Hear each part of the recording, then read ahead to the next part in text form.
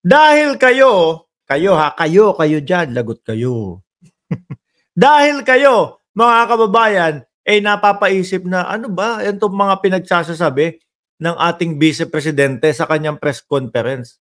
Merong mga nagsasabi, stress na yan si BP kasi madaming issue sa kanya. Merong mga nagsasabi, psychopath talaga. Eto po mga bossing, umabot na nga po sa punto. Madami nagsasabi na, ayan, kagaya ni Raymond, buwang na pusit. Oh. Yung iba sinasabi sira na ang tuktok ng Vice Presidente. Eto, nakita ko po, no, mga kababayan.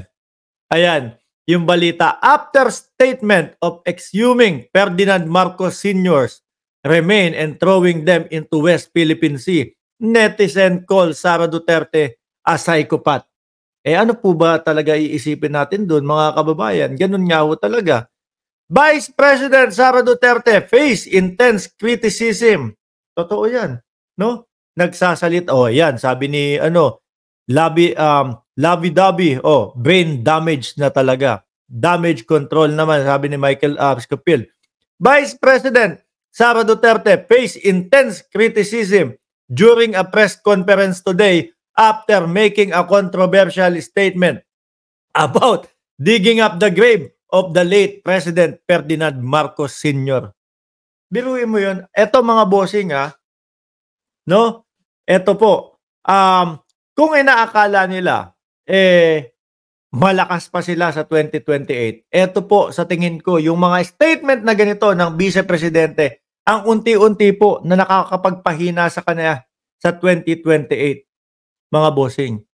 Ang mga kakamping po, dati hindi sila pabor na mailibing ang labi po, no, ng dating Presidente Marcos Sr., mga kababayan. Hindi po sila pabor dyan. Unang-una po silang sumisigaw na hindi dapat mailibing sa libingan ng mga bayani. Ngunit subalit datapwat, ayun po, nangyari na po. May desisyon ng Supreme Court. Hindi po si Duterte ang nagdesisyon niyan para malibing si Marcos Sr. Hindi po si Duterte ang nagdesisyon niyan, mga kababayan. May desisyon po ang Supreme Court dyan. Nung nagdesisyon na po, nailibing na po, hindi na nagsalita ang mga kakamping. Iginalang na po nila, mga kababayan. Pag narinig po ng mga kakamping itong mga paghukay-hukay ng Vice Presidente, tapos itatapon sa West Philippine Sea, tingin nyo po kakampi sa kanya ang mga kakamping? Hindi po. No? Dahil mga dissenting tao po yung mga yan. Hindi po sila okay sa mga ganon.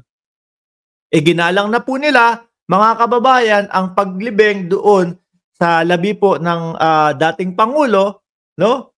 Tapos na po sa kanila yon. Pero yung bababuyin mo pa, babastusin mo pa yung labi nung nakalibing na, sasabihin mo, huhukayin mo, itatapon mo sa West Philippine Sea, kahit na po hindi pabor yung mga kakamping sa paglibing po kay Marcos Sr. na ating dating presidente, aalma po yung mga yan, mga kababayan. Aalma po yan dahil kumbaga, irespeto mo na lang yung yumao. Tapos na no? Labas na sa kanya yung usapan Gagamitin mo pa upang sa ganon, lumayo yung issue sa iyo. Di ba?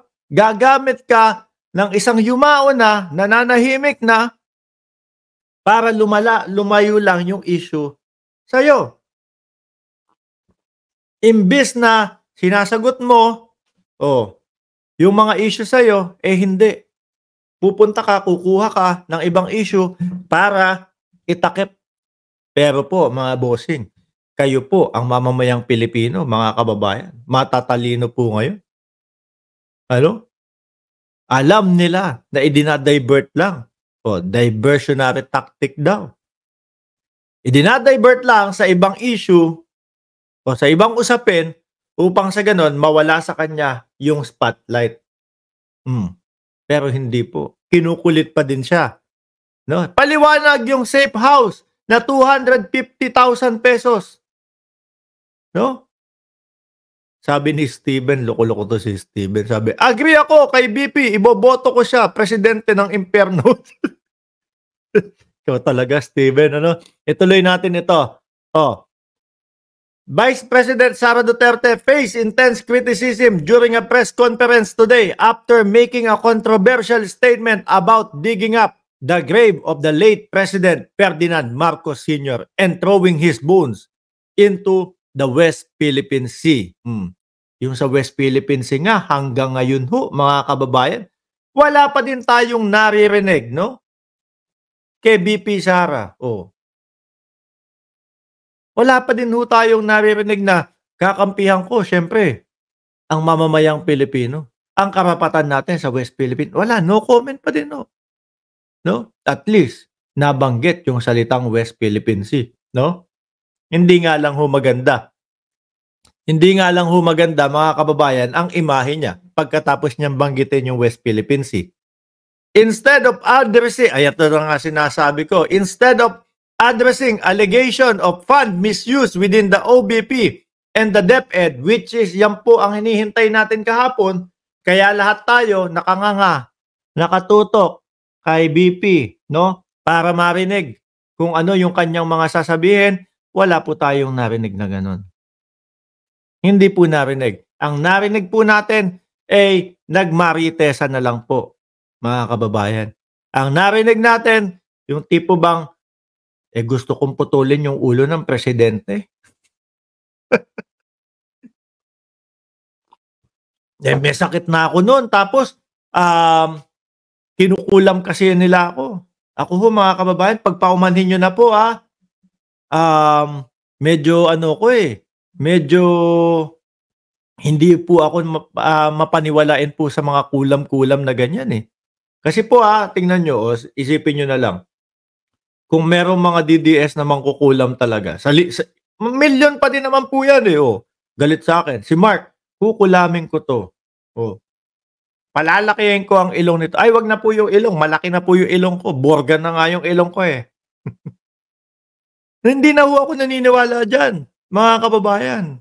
Biruin mo ba naman? Instead, yun nga, no?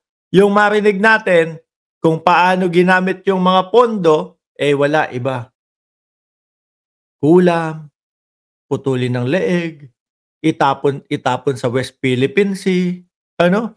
Instead of addressing allegation of funds misuse within the OBP and the DepEd, Duterte remarks were seen as an attempt to divert public attention. Netizen labeled Duterte a psychopath on social media, calling the statement reckless and offensive. Kitang-kita na. Ako po, mga bossing, habang pinapanood ko po, mga boss, no? Iniisip ko nakatingin ako sa cellphone ko. Iniisip ko, mga kababayan, si Just Vincent na nandyan na. Hindi. Iniisip ko po, ako lang ba ang nakakahalata na parang iba-iba yung sinasabi ng Vice Presidente? Out of this world yung sinasabi ng Vice Presidente? Ako lang ba yung nakakahalata na stress na ang Vice Presidente kaya parang lumulutang na po lahat yung kanyang sinasabi ko? Nagbasa ako ng comment section. Sabi ko, hindi pati sila naguguluhan. No? Lalo na ho nung sinabi na mag-isa na lang ako dito, kayong lahat, sama-sama na, kampi-kampi na kayo, kaya ganito na lang ang aking lamesa. Nahilo ako dun, mga boss. Nahilo po ako dun, mga boss. So ngayon, natunghayan nyo naman po, mga kababayan, yung mga pinagsasabi po ng Vice Presidente.